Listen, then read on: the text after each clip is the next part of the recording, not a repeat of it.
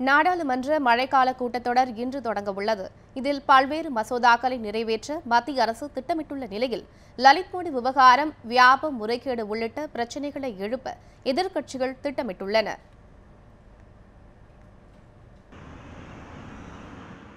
நாடாளுமன்ற மழைக்கால கூட்டத்தொடர் இன்று தொடங்கி ஆகஸ்ட் 13ஆம் தேதி வரை நடைபெறவுள்ளது. இந்த கூட்டத்தொடரில் ஜிஎஸ்டி மசோதா உள்பட பல்வேறு முக்கிய மசோதாக்களை நிறைவேற்ற மத்திய அரசு திட்டமிட்டுள்ளது. ஆனால் முன்னாள் ஐபிஎல் தலைவர் லலித் மோடி விவகாரம், வியாபம் ஊழல் உள்ளிட்ட பிரச்சனைகளை எழுப்பி நாடாளுமன்றத்தை முடக்க காங்கிரஸ் உள்ளிட்ட எதிர்க்கட்சிகள் திட்டமிட்டுள்ளன. குறிப்பாக மத்திய பிரதேசத்திலே படித்த மாணவர்கள், பட்டதாரிகள், வழக்கறிஞர்கள், அதே போல டாக்டர்கள், இன்ஜினியர்கள் போன்றவர்களுடைய பட்டத்திற்கு இன்றைக்கு இந்தியாவிலேயும் வெளிநாடுகளிலேயும் மதிப்பில்லாத அளவிற்கு ஒரு ஊழல் நடந்திருக்கிறது. அதனால் பல பேர் உயிரை விட்டிருக்கிறார்கள், தற்கொலை செய்து கொண்டிருக்கிறார்கள்.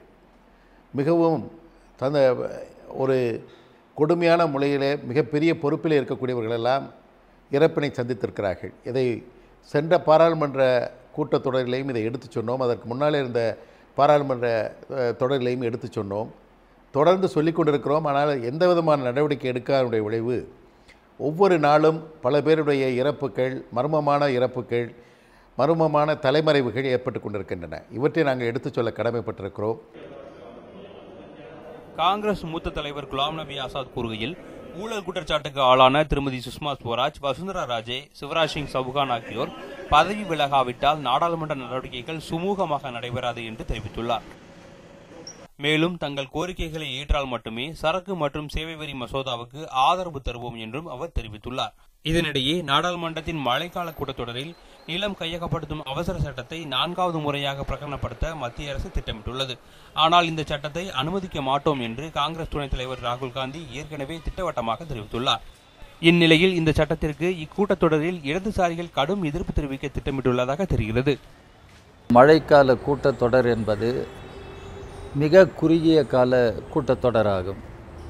ஆனால் பல்வேறு பிரச்சனைகளை விவாதிக்க வேண்டி இருக்கிறது. அரசாங்கம் பல்வேறு மசோதாக்களை கொண்டு வர வேண்டும் என்று இன்றைக்கு சொல்லியிருக்கிறது.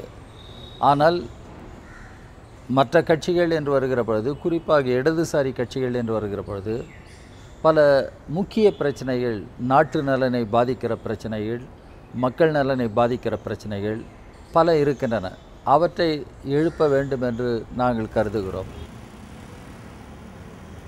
மொத்தம் 23 நாட்கள் நடைபெறவுள்ள இந்த மழைக்கால கூட்டத்தொடரில் எதிர்க்கட்சிகளின் அமளி, ஒத்திவைப்புகளுக்கு இடையே நிலுவையில் உள்ள எத்தனை மசோதாக்கள் நிறைவேறுகின்றன என்பது கூட்டத்தொடரின் இறுதி நாளில்தான் தெரியவரும். செய்திப்பிரிவு நியூஸ் 7 தமிழ்.